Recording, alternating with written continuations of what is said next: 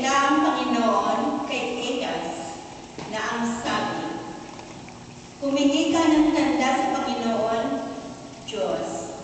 Maging ito ay kasing lalim ng daigdig sa ibaba o kasing taas man ng langit."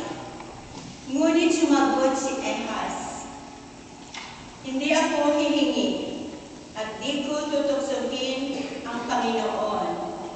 Nang magkaganon ay sinabi ni Isaias, "Kaya makinig kayo, sambahayan ni David. Hindi ba sapat sa inyo ang yamutin ang mga tao?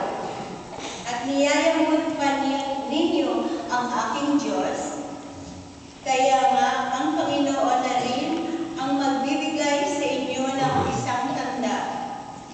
Tandaan ninyo, magliliti ang birhen at manganganak ng lalaki na tatawaging Emmanuel." Ang salita ng Diyos. Salamat sa Diyos.